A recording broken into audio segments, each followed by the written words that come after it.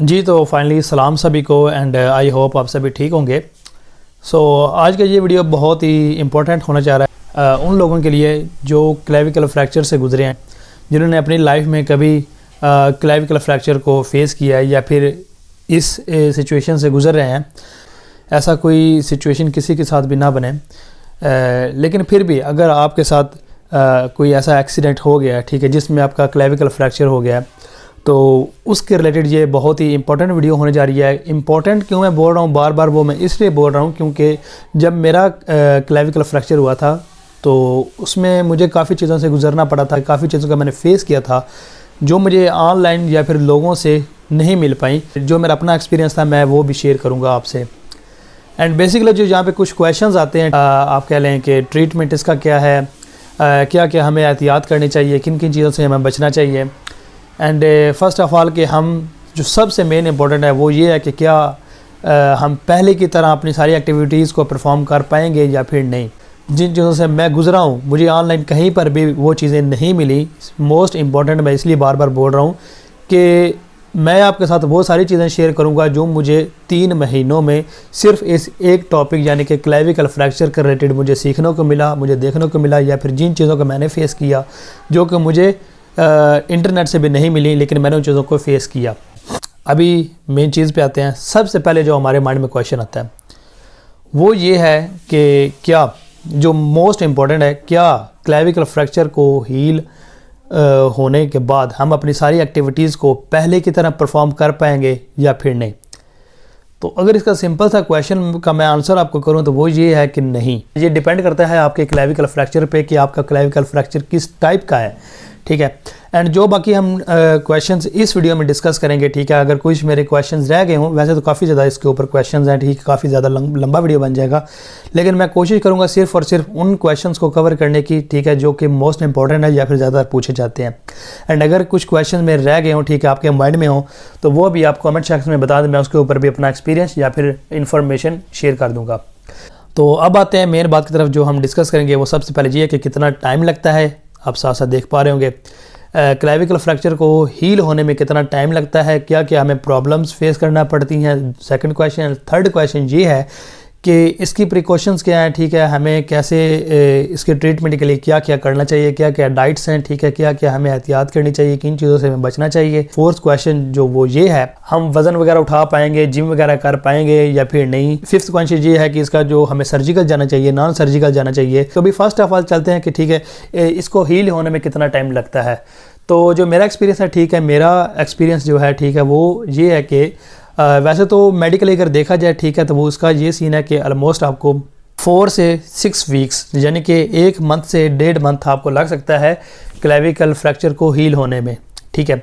मेरा ये जो राइट साइड का था, ठीक है, ये वाला जो आपको नज़र आ रहा है जिसमें मैं ये मोबाइल कैरी कर रहा हूँ, ठीक है। अब मुझे जो टाइम लगा, ठीक है, क्लेविकल फ्रैक्चर को हील करने में, वो एज़ कम्पेयर टू अदर्स मेरा क्लेविकल फ्रैक्चर को हील करने का जो ड्यूरेशन है वो दूसरों से ज़्यादा है।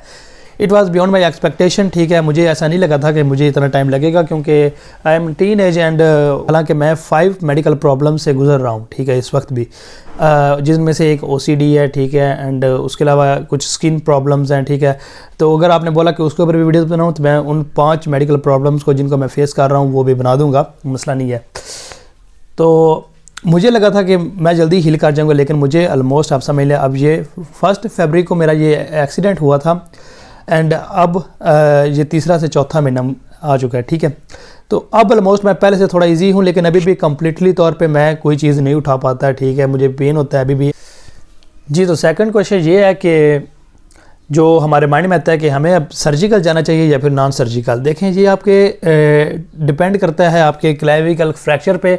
एंड अगर मैं आपसे ये बात शेयर करूँ, ठीक है, जिसमें से आपको क्वेश्चन का आंसर मिल जाएगा, ठीक है, वो ये है कि ऑलमोस्ट 95% जो होते हैं, ठीक है, यानी कि 100 में से 90 से 95 केसेस में जो क्लेविकल फ्रैक्चर के रिलेटेड होते हैं, ठीक है, उनमें 90 से 95 के रिलेटेड ये ऑटोमेटिकली खुद ही जुड़ जाता है, सर्जरी की हमें ज़रूरत नहीं पड़ती, ठीक है। एंड वो लोग, ठीक है, जो आप समझ लें सेलिब्रिटी हैं या फिर आप समझ लें अफोर्ड कर सकते हैं या फिर समझ लें जिनको बिल्कुल पहले की तरह परफेक्शन चाहिए, या फिर आप ये समझ लें जो बिल्कुल परफेक्शन चाहते हैं पहले की तरह सारी चीज़ों को, तो वो सर्जरी में जा सकते हैं।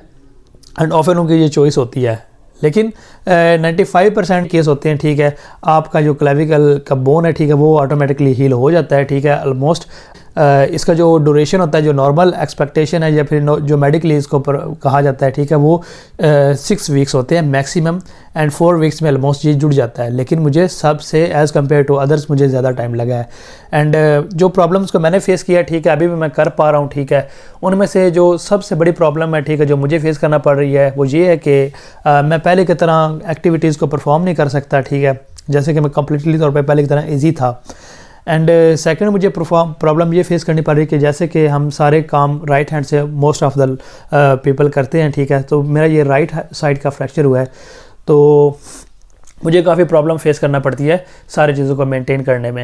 एंड थर्ड ये है कि आपको एक बम्प देखने को मिलता है, ठीक है, जिसके मैंने रिलेटेड ऑलरेडी पहले बात कर चुका हूँ, ठीक है, कि सर्जरी में आपको बम्प देखने को नहीं मिलेगा, हाँ, लेकिन आपको वहाँ पे स्टिचेस के जो हैं परमानेंट आपको स्कार्स वगैरह मिल सकता है। तो मैंने कोशिश ये की थी कि मुझे भाई परफेक्शन चाहिए, स्कार्स का मुझे प्रॉब्लम नहीं है। लेकिन जब मुझे पता चला, मैं आपको स्क्रीनशॉट साथ शेयर कर दूंगा, ठीक है, एक डॉक्टर से, ठीक है, सर्जरिकल डॉक्टर से, तो मुझे जब पता है कि कितना इसके ऊपर एक्सपेंसेस हो गए, ठीक है, इतना इसका हो गया खर्चा वगैरह होगा, तो फिर मैं पीछे हट। ये डिपेंड करता है आपके क्लेविकल फ्रैक्चर पे कि आपको सर्जरी के लिए जाना चाहिए या फिर नहीं जाना चाहिए। तो 95% या फिर 90% यही केस होते हैं कि आपका सर्जरी के बगैर क्लेविकल फ्रैक्चर हील हो जाएगा।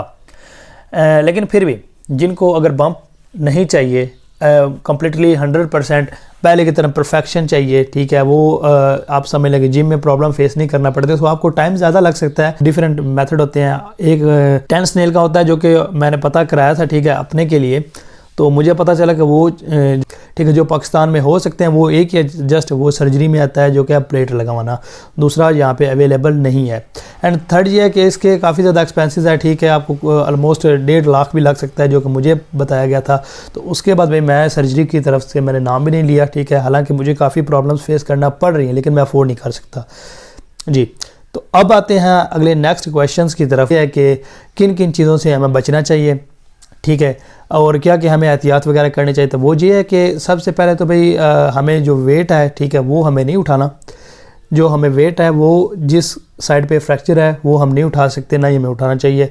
तो सेकंड ये है कि हमें जो प्रॉब्लम फेस करने को मिलती है, ठीक है, ऑफन बैठने उठने में सारी चीज़ों में हमें प्रॉब्लम फेस करना पड़ती है। तो मैं अपना एक्सपीरियंस सारा शेयर करूँगा। सो आप यहाँ पर देख पा रहे हैं, ठीक है, ये मेरा क्लेविकल आपको यहाँ से यहाँ तक नज़र आ रहा होगा, ठीक है, थोड़ा सा बम्प, ठीक है, ये मेरा क्लेविकल फ्रैक्चर है।